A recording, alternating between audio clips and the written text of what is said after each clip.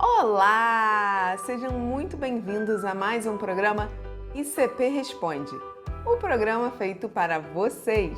Meu nome é Janaína e estou mais uma vez ajudando o nosso professor, Pastor Antônio Fonseca.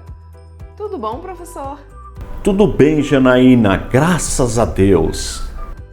E antes da pergunta de hoje, já agradeço a sua participação. Peço que você deixe aqui o seu joinha, dê um toque no sininho e não deixe de seguir o nosso canal. Assim, você vai saber sempre que postarmos um vídeo novo. Agora, chega de moleza e vamos para a pergunta de hoje. Quem mandou a pergunta foi Juliana Maria Peixoto, de Florianópolis, Santa Catarina. Ela quer saber porque tem igrejas que acreditam no dom de línguas e algumas não. Então, professor?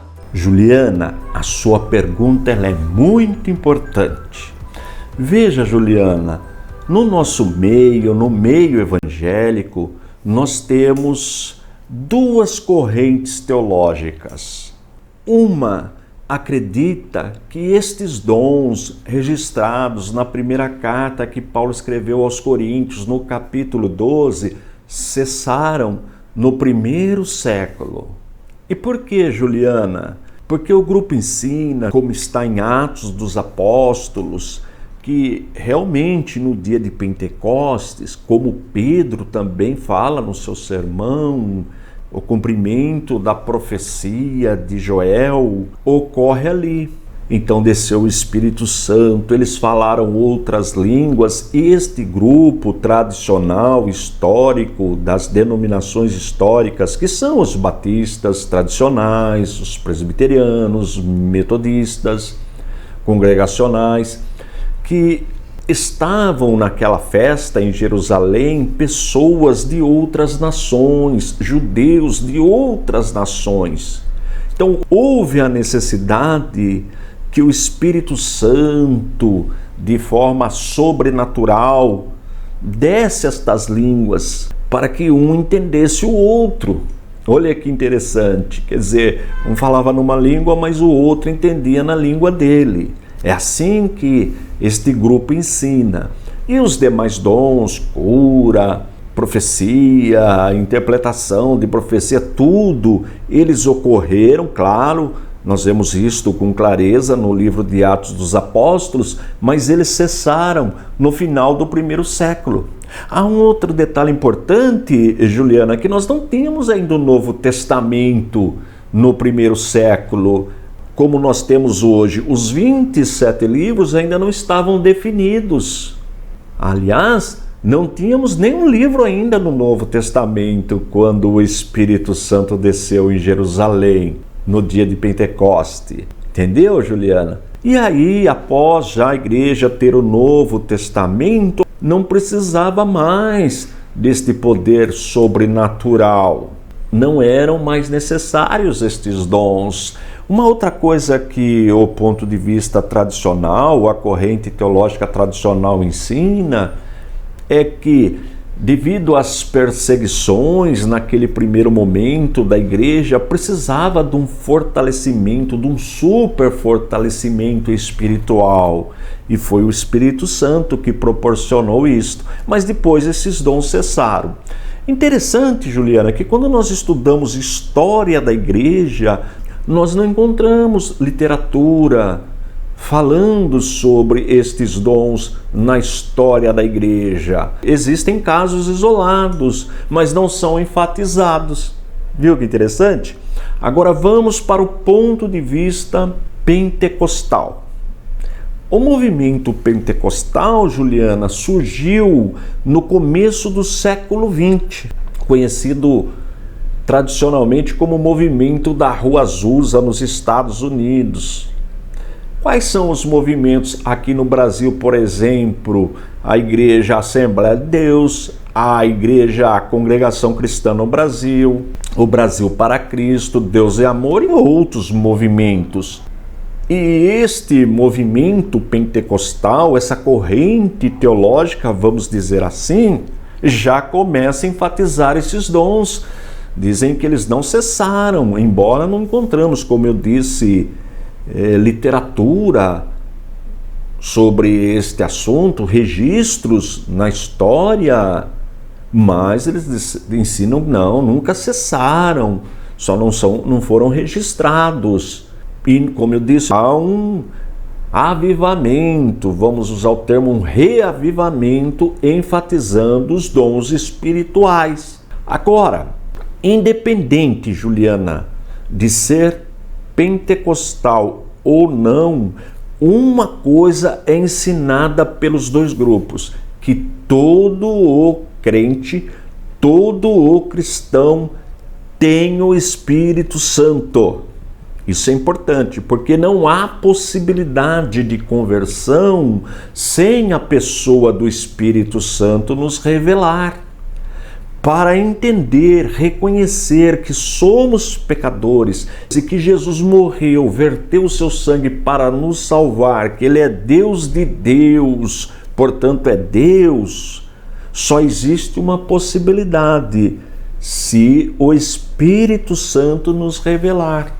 Então, independente de ser tradicional ou ser pentecostal, todos ensinam a mesma doutrina, que é bíblica. Todo cristão tem o Espírito Santo.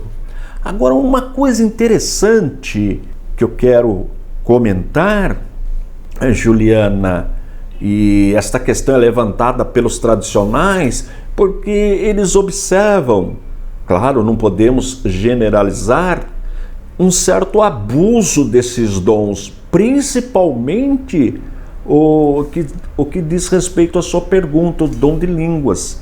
Eles observam muitas pessoas falando línguas, mas quando você olha a vida daquela pessoa, você não encontra o mais importante, que é o fruto do Espírito. E o fruto do Espírito, Juliana, está registrado na carta que Paulo escreveu aos Gálatas, no capítulo 5, versos 22 e 23, que diz assim: mas o fruto do Espírito é caridade, gozo, paz, longanimidade, benignidade, bondade, fé, mansidão, temperança. Contra estas coisas não há lei. Tá vendo? É uma evidência de que o cristão tem o Espírito Santo, de que o cristão nasceu de novo, é o fruto do Espírito. Olha que importante. E os dois grupos concordam neste ponto. No nosso caso, Juliana, da nossa instituição, do ICP, Instituto Cristão de Pesquisas, que desde 1983 vem ajudando a igreja brasileira no ensino da palavra de Deus e no combate a seitas heresias, nós, no nosso curso de teologia, ensinamos as duas correntes teológicas. Ensinamos o ponto de vista tradicional e o ponto de vista pentecostal, porque o nosso curso é interdenominacional. Eu mesmo já ministrei em igrejas tradicionais, fui muito bem recebido e ensinei a palavra de Deus, já ensinei e ensino até hoje em igrejas pentecostais sem problema algum. Porque este ponto de vista não tem a ver com a nossa salvação. Olha que interessante. Então, concluindo, Juliana, a resposta para a sua pergunta. Os tradicionais ensinam que o dom de línguas, como os demais dons, cessaram no primeiro século. Os pentecostais ensinam que não e enfatizam esses dons. Mas, independente de ser tradicional ou de ser pentecostal, os dois concordam que todo crente tem o Espírito Santo, independente de falar línguas estranhas ou não. E todo nascido de novo precisa desenvolver, precisa acontecer na vida do regenerado, da pessoa que realmente foi adotada como filho de Deus. Precisa que haja manifestação do fruto do Espírito. Vou repetir para você o que é o fruto do Espírito: caridade, gozo, paz, longanimidade, benignidade, bondade, fé, mansidão, temperança. Então fique tranquila, Juliana. Se você está no movimento pentecostal, se sente bem lá, sem problema. Se você está numa igreja tradicional, está te sentindo bem lá, sem problema. Independente de um ponto de vista ou de outro ponto de vista, com certeza, se você reconheceu que é pecadora e aceitou Jesus Cristo como seu único e suficiente Salvador, é porque você tem o Espírito Santo, independente de falar línguas ou não. E se você tem o Espírito Santo, o fruto do Espírito manifestará através da sua vida. Tá bom, Juliana? Eu agradeço mais uma vez pela sua pergunta. Deus abençoe a sua vida e Deus abençoe a sua família. É com você, Janaína.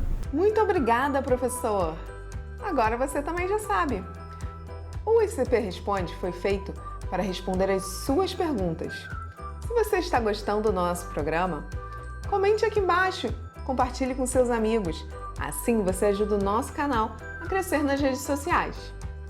E não se esqueçam, se tiver uma dúvida, envie para teologia@icp.com.br.